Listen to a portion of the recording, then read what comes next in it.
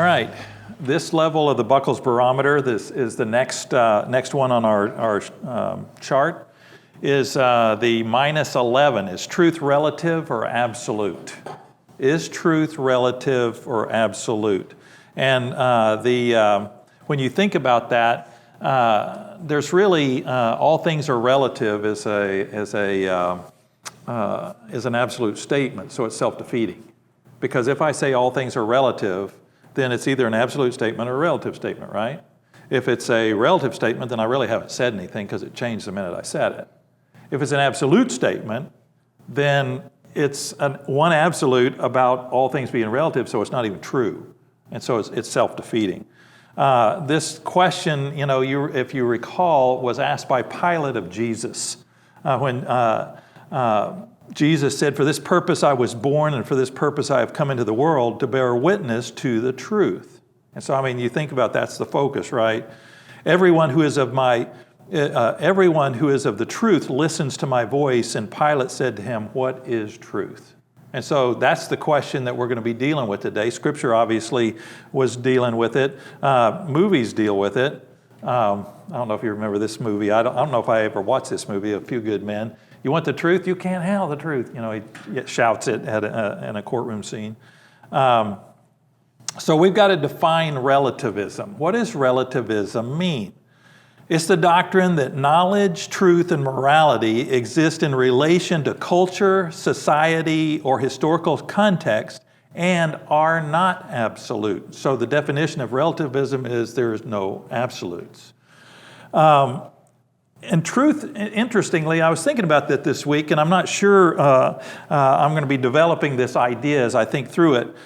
Truth is always in relation to something.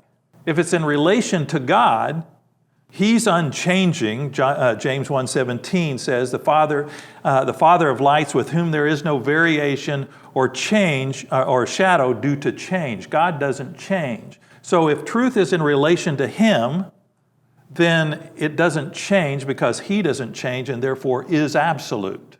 If it's in relation to us, that's a whole different matter. And we see this play out in, this idea of relativism actually goes all the way back to the sophist in Greece and around the 5th century BC. And so that was kind of some of the first statements, and it was Protagoras who coined the phrase, "Man is the measure of all things." And so if we make man the measure rather than God being the measure, that's a game changer. Once man is the measure, then all of a sudden it changes because we change. If you go back, if truth is related to God, then it's unchanging and therefore absolute. The question that I have, for a person who says, like a Protagoras, that man is the measure of all things, why isn't society the measure of all things? And in some cases, that in our culture, that's happening, where culture is or society is being the measure of all things. And the question is, well, why not the sun, moon, and stars? They're a little less changing than us or our culture or our world, because it changes even as we speak. And so they're not even being consistent about, and it's a subjective thing about what standard you use. And I still remember that Norman Geisler in our classes at seminary would say, if man is the measure, then it's which man, which woman, which person. It's the one who shouts the loudest. And I always thought, wow, that's what we're seeing today. Whoever shouts the loudest, whoever gets on the stage, so to speak, and is able to make their voice heard through social media or some other means, all of a sudden they create a movement, and that movement is temporary, it's short-lived, and it's going to be changing in 6 months from now. It's going to be changing a year from now. The deal with Russia invading Ukraine, that's a game changer too. All of a sudden the world doesn't know what to do with that. We haven't seen that in a while, where a European nation since World War II has been attacked, right?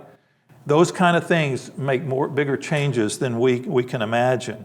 And is that a beginning of trying to see on Putin's part that what kind of power we have? The pandemic showed rulers, what kind of power they have over churches meeting, over people wearing masks, and all the stuff that we're willing to give up. Absolutes that we're willing to give up because we're afraid.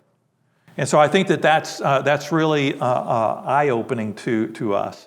The sophists were mainly known through their opponent, Plato, because he did a lot of writing. They didn't necessarily do as much writing. And in a paraphrase from Plato's dialogue, Pythagoras says, "What is true for you is true for you, and what is true for me is true for me." And so that idea of your truth, my truth, has been around quite a long time. And so when we think, oh, this is a new thing, and when you're looking at theology, and I've said before, if a person reads a blog and thinks they're a theologian, I don't mean that offensively. What I mean is, to be a theologian, you really need to understand the whole and entirety of the literature and of the history of that theological position. And when you read a blog, you're just reading one slice, you're getting one opinion. And even in Scripture, it's one man, in Proverbs, it says one man sounds right until another gets up and examines him. And so if you don't have that person examining the person that you're reading, then you're just reading this one perspective, one slice. It's a very thin, narrow slice. And people have spent their whole lives studying just that one area of theology, much less theology as a whole. And so being able to place theology together, somebody says, oh, this sounds great, and they run with it, they haven't really given the other position a fair shot. And in our day, because of cancel culture, people aren't listening to each other. They're not listening to other and opposing views, and that idea of dialogue is going away. That's more scary to me than probably anything else. And so here's some relativism influences and how it's influenced our society. The idea of postmodernism. Postmodernism emphasizes pluralism, which means that there are a lot of varied ideas in our culture, right? There's not just one, they're not just Christian, but there's Muslim, there's Jews, there's Hindus, there's all sorts of influences, there's evolution, there's science. I mean, all these different, we're in a very pluralistic society where people are believing a lot of different things. So that's what in postmodernism emphasizes that pluralism. It emphasizes relativism and rejects any certain belief and absolute value. Because if you have an absolute value, then you're seen as arrogant. You're seen as, oh, your way is right and everybody else is wrong, right? And so, when you think about that, you realize, wow, this is, it conflicts with essentialism, that there are essentials in life, that there are things that are set.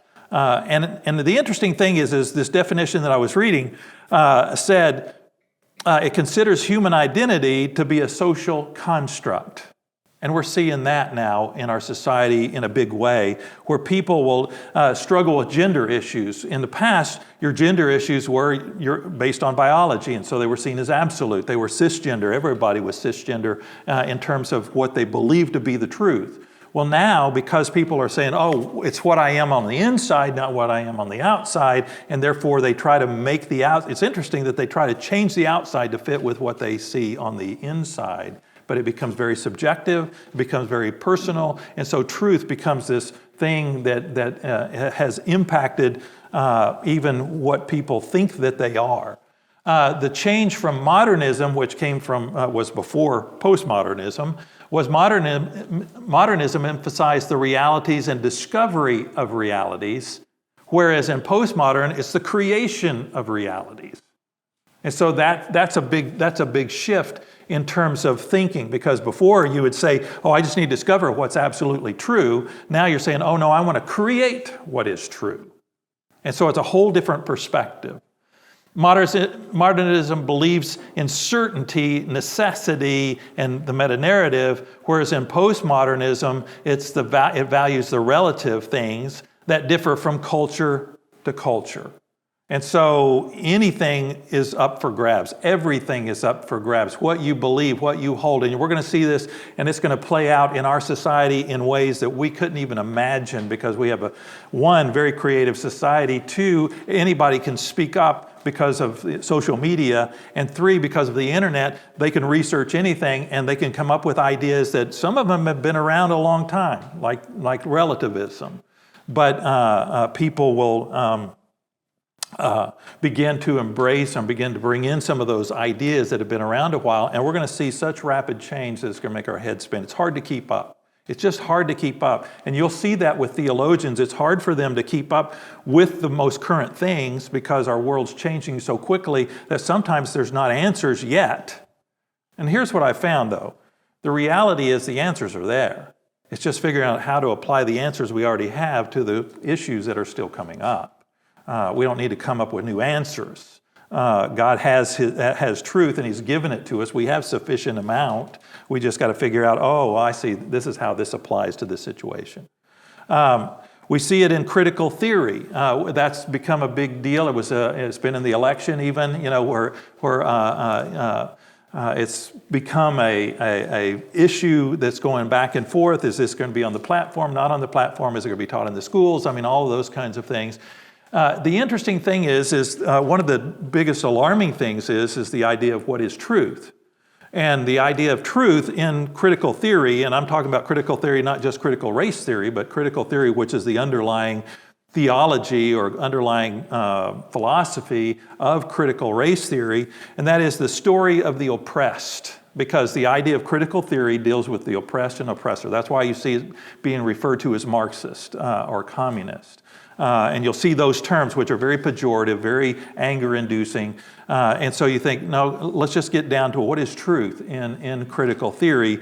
And it's the story of the oppressed. And the story of the oppressed trumps the story of those who are seen as the oppressors. So in our culture, in our society, what's written in the history books is now thrown out the window.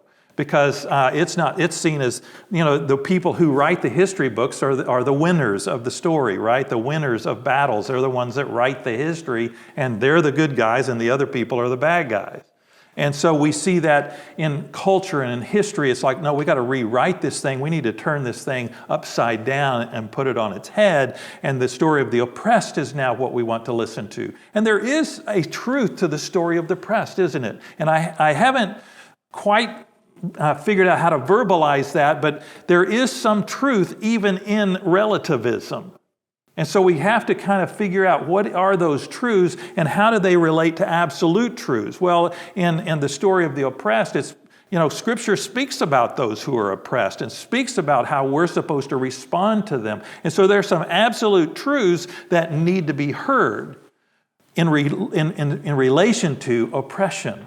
And so that it doesn't mean that we don't listen to somebody's story. We need to listen to those stories. We need to understand. And that's really what the cry is for. And I think what's happened is that critical race theory has become a platform for getting people's voices out there, but it's based on a relative truth. And what's happened is they're not willing to give up this critical theory and critical race theory because people are listening finally. It's like people are finally listening to us. We can't give this up. This has become our platform. And so it's almost like the more we argue against it, the more we're painting a person into a corner to have to embrace that. And it's like, no, let's take critical race theory apart, this critical theory apart, and embrace those things which actually are true and throw out those things which are not. And one of those things which are not is this idea of what is truth. And it's the question that Pilate asked in our society, saying it's the opinion of the oppressed, or it's the story of the oppressed. This idea of gaslighting, I don't know if you've heard this term before, but it's come up more and more. How many of you know this term gaslighting? A few of you know, some of you don't. This idea of gaslighting, it's been around a while. I don't remember, I didn't write down in my notes where it came up. But this idea of gaslighting is that, in fact, it's a psychological manipulation where you convince somebody that what is true and they're at fault, or they don't understand, or that they are wrong. You see that in abusive situations, especially, where the abuser tells the abused what truth is. we see that, you see that, in fact, I just got through reading a book about Auschwitz, and the Germans at that time were telling the Jews what was truth, and they were beating into them what was truth, which was that they were not valuable. They were not valued members of society. They were vermin, and there was all sort of harsh language that was used toward them, and probably just convincing themselves why that they were putting them to death. And so this idea of gaslighting is seen as a cultural thing that's happened in our society, where we have done the same thing to different races in our community. And so there's a dominant race, and so that's got to change. And so this idea of gaslighting, anytime that a person speaks up, and they speak up for anything like absolute truth, then they're seen as, oh, you're just gaslighting, you're just trying to tell me what is true and what is, and they'll see the scriptures that same way. I mean, think about that. They see the scriptures as gaslighting all of culture and saying, oh, this is God's word, this is God's truth. And when you read some things, there's some disturbing things in scripture, right? You read them and you kind of go, whoa. But when you understand who God is and you think through why these things were done, then you begin to understand them differently. You see them differently. But this idea of gaslighting is a distortion of truth. And it's putting down one group in order to elevate another. In fact, you see this in psychology, where it's called defense devaluation. You see it on the playground. I cut you down, and supposedly now I'm higher than you because I've just cut you down. And that's what gaslighting does, is it cuts another person down. It's to exalt yourself. But the reality is you're not exalted, you're actually lowered, because you have stooped to a manipulative principle that makes you less than who you are. And so this idea of gaslighting is a distortion of truth, and it's something that we should never be a part of, and we probably have been. We probably have been at some points in our lives, either on the playground as a kid, maybe even as an adult. It's something that we need to, and people are trying to do it to us. It is something that we should respond against. It's something that shouldn't happen. And so somebody talks about gaslighting, go, oh yeah, you're right, but then they take it and they try to distort truth in their way. It's almost like a reverse gaslighting, where now they're trying to say you're horrible and you as the oppressor have done horrible things, and so all of a sudden it doesn't work either way. That's never a win, and there's never going to be peace as long as gaslighting of some sort happens on either side, either as initially happening or as a response, because basically when somebody says, well, you're terrible, you say, well, you're not so great yourself. You just gaslighted each other, And it's not fair, it's not right, and it doesn't deal in truth. It doesn't traffic in truth. We're supposed to speak the truth in love. This is not it.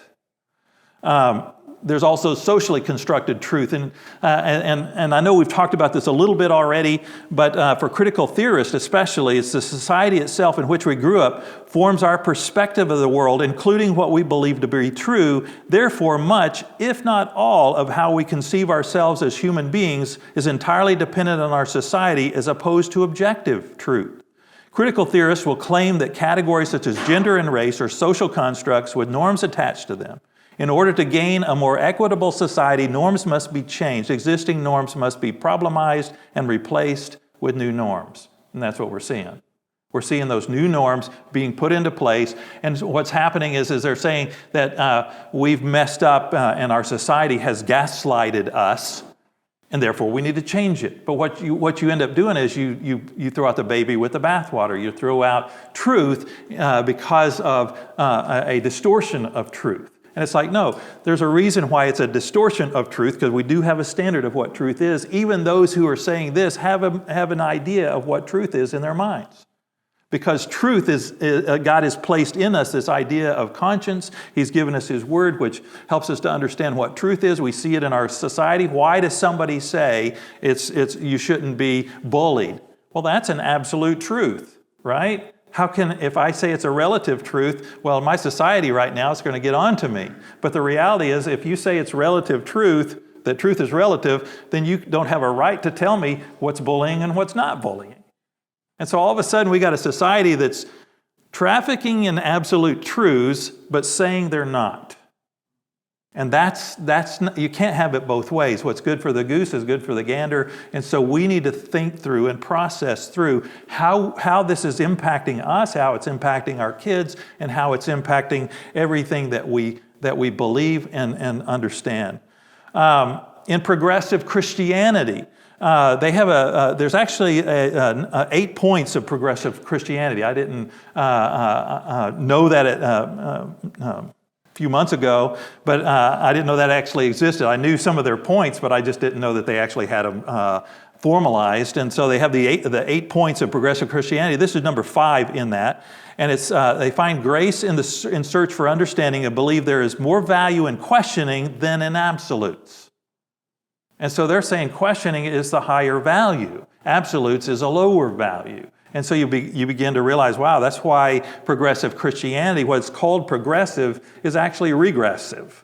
Because when I've looked at the points of Christianity, it's actually buying into old theological values that have been held by liberals for years. And so they're calling it progressive, so you'll say, oh, this is something I need to listen to. This is kind of the next iteration of Christianity, right?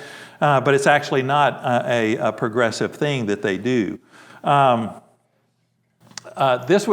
got this from a statement from the official Liberty University student newspaper. I thought she did a good job of writing this statement here. She said, progressive Christianity means living under a subjective my truth mentality, which ultimately leads to death. But God's truth, living and active, provides an objective standard, which leads to salvation. Simple statement by a student, college student, gave me hope for our college students coming up, that they're not just buying into culture, but that they're embracing what God's Word is saying. They're embracing this idea and understanding this idea of what is absolute truth and what is relative truth. Hinduism, which, you think, oh, well, we're not Hindu here. There's not that many Hindus in the United States. I don't know if in fact, this one is a Vedic hymn that says, truth is one, though the sages tell it differently, which means there are many paths to God. It's that kind of idea, so that there is no absolute truth, it's all relative truth. And you say, well, Hinduism doesn't have that kind of influence in our culture and society. Well, here's something that's kind of interesting. A number of years ago, I read an article that talked about the BRIC nation. It was a financial article. The BRIC nations were Brazil, Russia, India, and China. And those were the emerging economies of our world. Now, before some of the setbacks that we've had financially, and it's impacted world finance. Brazil, Russia, India, and China. So what nations are part of the G8 nations now? A lot of European nations and America, those who typically have a Judeo-Christian heritage. What are the ones that are coming up and emerging and are going to surpass the gross national product of the United States? They were saying 15 years when I read it, and that was about 12 years ago. They're not quite there. They've had some setbacks, right? Brazil is Catholic. Russia, atheistic. India, Hinduistic. And China, atheistic.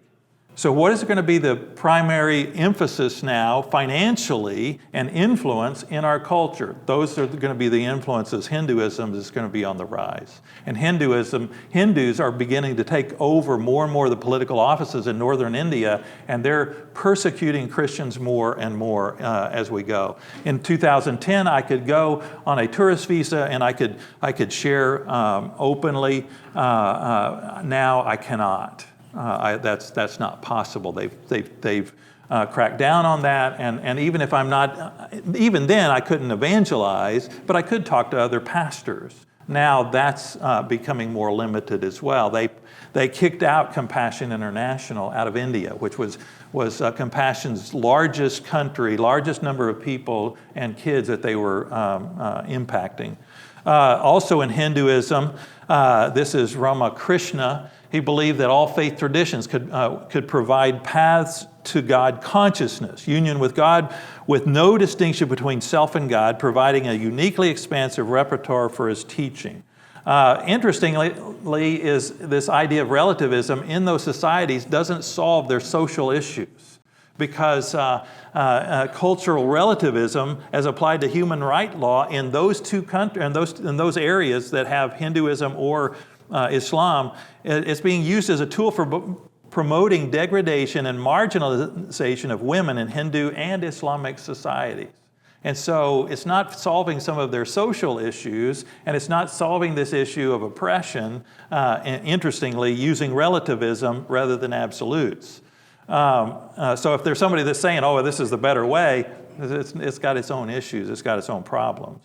Relativism in Baha'i faith. We do have people that are Baha'i here. If you were to go to Israel, they have a huge Baha'i temple and Baha'i gardens, and a lot of trips that go to Israel go there. One of my trips, I don't go there. I'm not that interested. But the fundamental idea is that religious truth is not absolute, but is relative. Because they have, because they're concepts. They think that all great religions of the world are of divine origin and have basic principles or complete harmony. And the interesting thing to me is you think, okay, is that an absolute then, that all great religions of the world are of divine origin? Is that an absolute truth or relative truth? I mean, they're playing both sides of the fence. It just doesn't work. And in fact, the interesting thing, and I've talked to people, I say, okay, you say this is all relative. So do you want me to take all the words that you say as relative too? Anything you tell me, I take as relative. You say, don't take my golf cart, and so I go and take your golf cart because you didn't really mean it, because your truth was relative, right? I can take your lawnmower. It's like, I want the keys to your car. I mean, you can tell me no, but I go ahead and take it anyway because you didn't really mean it. I mean, it's like all of a sudden you end up in complete chaos. True relativism ends up in complete chaos, and there are flaws, and it's just there's no way for relativism to stand up. You see it in philosophy with Nietzsche. There are no eternal facts, and there are no absolute truths. Is that an absolute truth, Nietzsche? Oh, oops.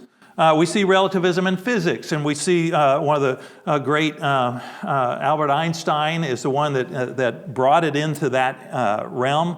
And so this idea of relativism or the, it says the special theory of relativity. It has the idea of it has the word relative in it.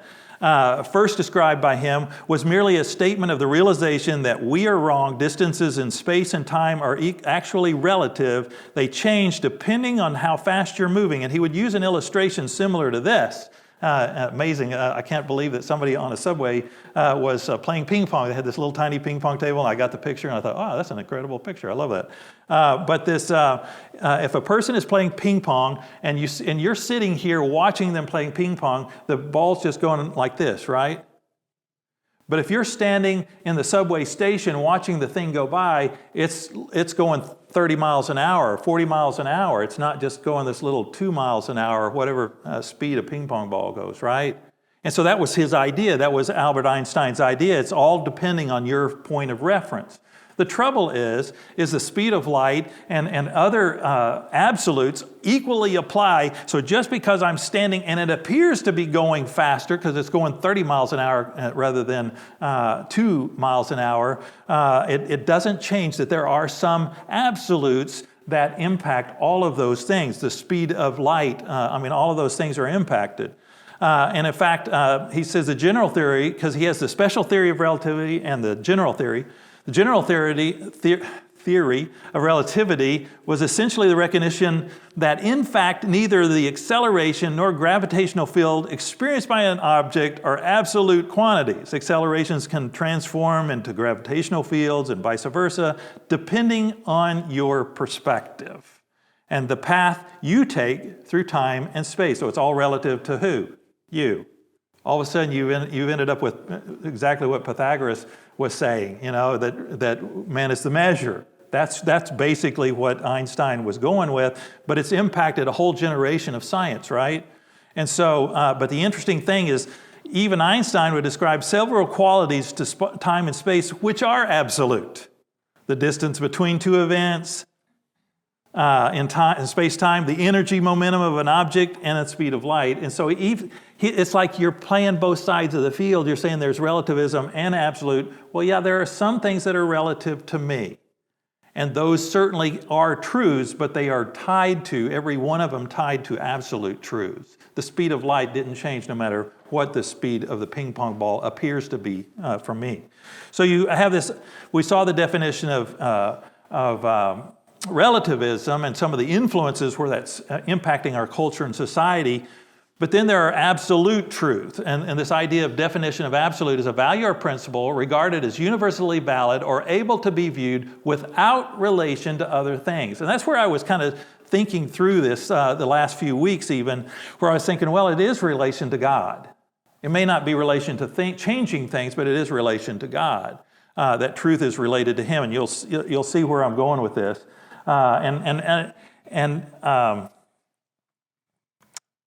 This absolute truth is something that is true at all times, all places, all cultures.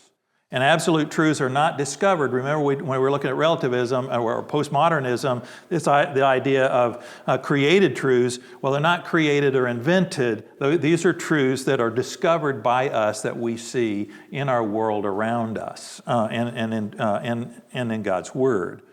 So this idea of relative truth. This goes back to the very first thing that we did, the very first statement, right? Where affirmability and undeniability.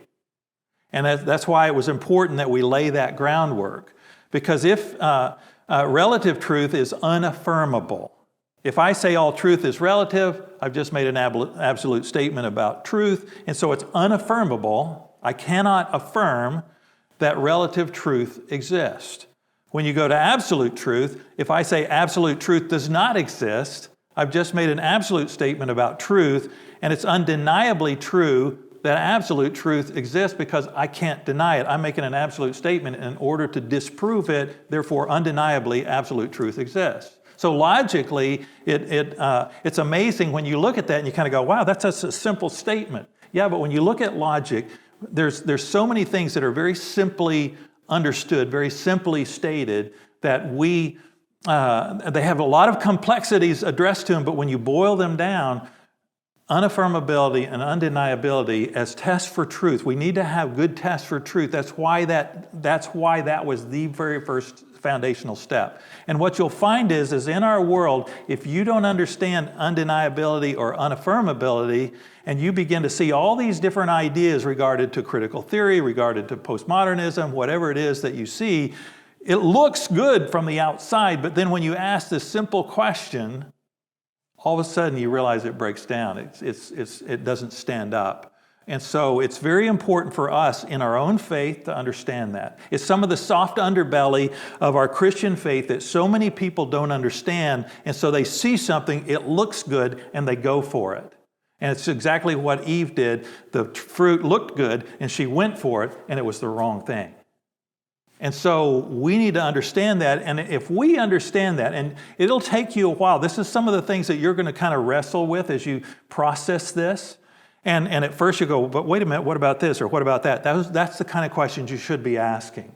You should be asking those questions because it'll help you to understand this more and more. If you understand this, you'll find yourself being able to help somebody through who says, yeah, but I'm not sure God exists, and say, well, let's start from the basics. Let's start from the bottom rung, and let's kind of build our way up to it. And when you get there, they see, wow, this is very logical in the steps. That's why I put together this Buckles Barometer idea, because I wanted people to see. And in fact, I'm working on something else. And you can pray for me. It's because of a question you asked is there a children's version for this, right? And most of you go, oh yeah, I'd read the children's version over this one, right? But it might be more understandable. And the thing that you had was a catechism, right? So I decided, I wonder if I could put together a Apologetics Catechism.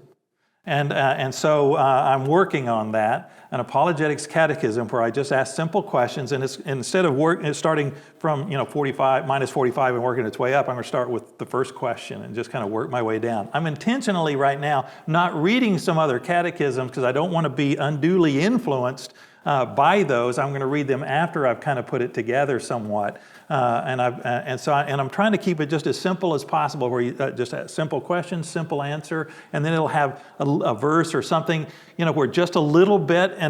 you'll certainly want to be aware of the Buckles Barometer and some of the explanations of these things, because you may read it and go, oh, wow, how do I explain that? And you go back and so that's why I'm putting this together along with that. I think there'll be companion kind of vehicles for you, kind of like a teacher's version and a student version. And so anyway, I'm playing with it, working on it. It's another project now, so I'm excited about that. I think it's going to be neat.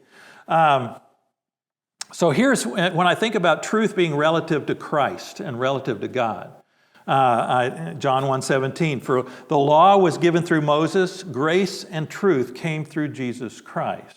And so truth is related to Jesus. He is truth. He is truth personified. He is truth.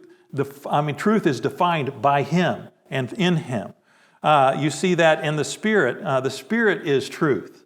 You see the Father is truth also in James 1, but here you see the Spirit. Even the Spirit of truth, that's part of His name, whom the world cannot receive because it neither sees Him nor knows Him. You know Him, for He dwells with you and will be in you.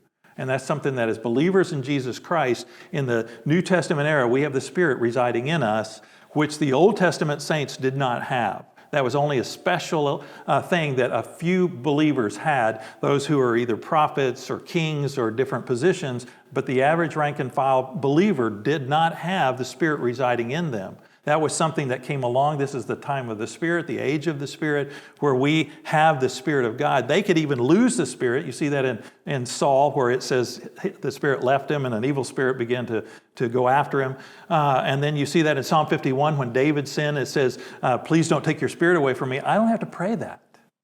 Because in the New Testament, Ephesians 1 says that you're sealed with the Holy Spirit at the moment that you believe, when you've heard the truth, and it says the truth, and then it says the gospel of your salvation, so the gospel is truth. And then you believed, you were sealed. And then in Ephesians 4:30, don't grieve the Spirit by whom you were sealed until the day of redemption. So I have the Spirit all my Christian life. I can't lose Him until the day of redemption. In the Old Testament, they were even praying, please don't take your Spirit from me. The Word of God is truth. We see this in John 17 when Jesus is praying his high priestly prayer before his death. He says, sanctify them by your truth. Your word is truth. And you think, if the word is related to God, and see, that's something that our society's changing. They're saying, no, truth, the Word of God, or the Bible, was related to that culture, and since it was a patriarchal culture, therefore it was influenced by that, and we need to change it or throw it out. I mean, it's all based on relativism, that idea that truth is relative to culture. And when I look at the Scriptures, I say, no, truth, the Scriptures are related to God. Therefore, since He's absolute and unchanging, therefore His Word is absolute and unchanging, and therefore it's true for all cultures, for all times. And so that's a simple little step of thinking about, oh, it's just related to culture, and it was a patriarchal society, and people buy into it because they go, oh yeah, we don't want that. We don't want a patriarchal society. We don't live in that anymore. We're equal in our culture and equal in our society. And so they throw it out as somehow inferior, or as somehow that God didn't understand. If he did write it, well, He just didn't understand where culture was going. But what you realize is now man has become the measure again. We become the measure. Culture becomes the measure, not the Scriptures. And so the Scriptures are discarded. And in fact, in some cultures, seen as hate language, hate speech.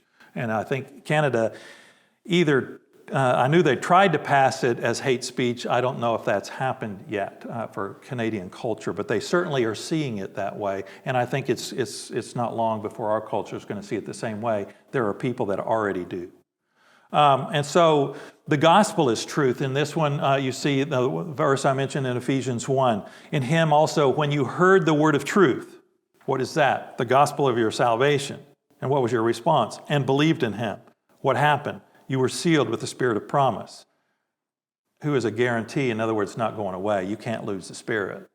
A guarantee of our inheritance, a guarantee. When you look at this idea of loss of salvation, can we lose our salvation? If I could lose my salvation, somehow I got to get rid of the Spirit, which I cannot do. I've been bought with a price. I don't even own myself. I've been bought with a price. In 1 Corinthians it says.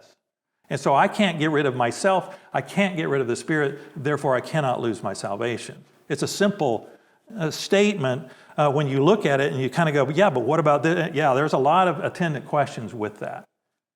There are a lot of troubling things that you see and go, wow, I guess they weren't ever a believer. I mean, that you either go to that, or you say, oh, well, they could be a carnal believer, and you think, oh, well, I don't have that category. I mean, I have that category. I think that a person can live carnally. I've done it this week, actually. And if not, I was never a believer, right? And so you take snapshots of our lives, and you think, well, how much of that's too much? How much of living carnally, all of a sudden now you're not a believer? And that's a very subjective thing, and all of a sudden we bought into relative truth also. And so we really got to process how much has relative truth impacted us in regard to absolute truth as well. People suppress the truth. They have the truth, they suppress it, like we saw in the few good men. You can't handle the truth. I love this statement. It was from Safe House. I didn't watch this movie, but I saw this statement. People don't want the truth anymore, Matt. It's too messy. Keeps them up nights. I was thinking, wow, that's just a simple statement of suppression of truth, isn't it? We don't want the truth. We don't want the truth. We can't handle the truth. We don't want to hear it. In fact, we find that happens, and it happened to me this week. I did something that I responded to somebody wrongly. My wife faithfully told me, you responded wrongly, and I didn't want to hear it. And so what am I doing? Suppressing the truth. And what did I have to do? Humble myself and go, you're right. Didn't want to say that, and had to go apologize to some folks. And it's just like, man, so we suppress truth all the time. And we have to understand, yeah, it is messy. It does keep us up nights. But are we committed to what's true? Are we committed to the truth to the extent that it changes us? That we're going to let the truth change us, not us try to change the truth, because that's where our world is. It's like, I don't like the truth, so I'm going to change the truth. And therefore, I'm happy and comfortable embracing my own truth. And I become the measure. And when I change, that truth changes. And all of a sudden, I'm in a very mixed up world, and a chaotic world at that. They exchange the truth of God for a lie. Oh, that's just what we're talking about. That all of a sudden we've bought into this relative idea, and it changes everything that we think about ourselves and our culture and our society. But truth is what saves us, the truth about Christ. God, our Savior, who desires all people to be saved and to come to a knowledge of the truth. Our society is saying, well, I don't need to be saved. Everybody's going to go to heaven because there is no sin, because there are no absolutes. And if you have no sin and no absolutes, then you have no need for a Savior. And all of a sudden, we become our own Savior. And if you read the Humanist Manifestos 1 and 2, they basically say there is no God who's going to save us. We must save ourselves. And we're saved through education. And so the education, our educational system, our public school system, even our private school system, they've all bought into this idea. We even buy into this as churches, where we think that education, if we educate ourselves biblically, we're going to be saved. No, salvation is always in Christ. And this understanding of truth leads us to that, because we need to understand the knowledge of the truth, but we can't subtly buy into, oh, it's going to save me because I know truth. No, I need to apply truth. It's one thing to know what's true. It's one thing for me to know how to treat people. It's another thing for me to actually treat them kindly, treat them in love, treat them if they talk badly about me, that I respond nicely to them. Even as I did the funeral yesterday for Marty, there were people that came that had been members of Mansfield Bible Church and no longer were here. And some of those have been, said some ugly things about me after they left. And, and I see those people, and all of a sudden I have an opportunity. I either respond and turn my shoulder, a cold shoulder to them, or I reach out to them in love. What would Christ want me to do? And I reach out to them in love. I shake their hand, I give them a hug, say it's great to see them. And yeah, do I struggle internally? Yes, but what's truth? Do I really believe what I say to be true? Yes. And so I need to reach out in love no matter how I'm treated, turn the other cheek. And we all have to do that. You're all faced in situations just like that. And if I'm not going to do that out in the lobby before, I shouldn't ever get up on stage and talk about God and His Word. And so I have to live it in my life. And when we think about truth, it can't be relative, that I'm only going to apply the parts that I like, but that I live. I mean, this is the challenge to us, right? When we think about truth, that I'm going to live the truth. I'm so committed to truth, I'm going to live it, I'm going to preach it, I'm going to carry it out, regardless of how it makes me feel, regardless of how I feel about it. I'm not going to suppress it. I'm not going to exchange it. I'm going to embrace it, and I'm going to live it. And so I respond by saying yes to the Lord, even though in my heart I desperately want to say no at times. And what you'll find is when you live that way, you're set free. You shall know the truth will set you free. And so if we live this set-free life, then it means that I need to live life that's according to truth, because it protects me. Standing therefore, having fastened on the belt of truth. What is that? That's part of the armor of God that He has given us, that if I put on that armor every day, every piece of it, including the belt of truth, truth is a significant part of that, and I need to live that way. And so that kind of brings us to the application. And you'll notice the application slide hasn't changed, except that I've made this one where it's not cut off halfway. But my application is the same, that I need to speak to truth to those around me. And I need to share some of these things with those around me. And I'll tell you, the stuff that we talked about today certainly has great application to where we are in our culture, society. We should be talking about this stuff. But the thing that I realize too is that the focus needs to be Jesus every time. It's not, my focus doesn't need to be where somebody's messing up in this area or that area, where we have a pluralistic society, what our educational system, what the Humanist Manifesto, or any of that stuff is. The focus needs to be Jesus. And if I understand Jesus, in fact, when you talk to a Muslim, you can say all the things about, Allah is different than God. Those are two different definitions. I can talk about the Quran and the Bible, and it's like, no, the focus needs to be Jesus. The guy that we've been supporting in terms of getting those families out of Afghanistan are seeing some of these Muslims come to Christ. They're coming to Jesus, faith in Christ. But the interesting thing, they haven't left Islam yet because they're still struggling with some of those things. And so they're not forcing that issue of get out of Islam. The issue is you need to embrace Jesus. And as they embrace Jesus, then Jesus is going to help them to understand what they need to do beyond that. I remember having a buddy of mine that was out of a Catholic church, and for a year after he came to Christ, he kept going to Catholic church, and then he'd go to evangelical church. He was going back and forth, and he was just kind of struggling with what does he do? And so, this idea that that's not, the focus needs to be Jesus. It doesn't need to be what denomination you're in, wherever you're at. Jesus will help people come to what the knowledge of the truth is, the understanding of the truth. One of the things that I know is that for the last 2,000 years of the church, God hasn't needed Greg Buckles correcting everybody's theology, right? His word is done sufficiently on its own. It's powerful. Isaiah 55:11 tells us that. And so I know that God's word is going to change. When I go to these countries, when I go to Tanzania or Ecuador or even India, and I'm preaching to these guys, I don't know all their theological positions, but I know what the Word of God can do in their life, and so I want to teach them. Here's how you understand God's Word. Here's some basic Bible study methods and tools where you can understand God's Word well. And then let God do His work. Let His Word do its work as they begin to study the Word. I mean, that's what it's doing in my life. It's changing me. As I understand God's Word more and more, it's part of the Christian life. The Christian life is moving from heresy to truth. And every one of us holds heresy, and we don't realize it. And the reason I know that is because I'll never be perfect in my understanding until I'm with Jesus. And so if I'm not perfect in my understanding and I have some knowledge, that means that if I'm changing from what? Well, I must be changing from error to truth. And so as I change from error to truth, it means that I'm holding error, even now. All of us are. And the goal is not for me to try to correct your error.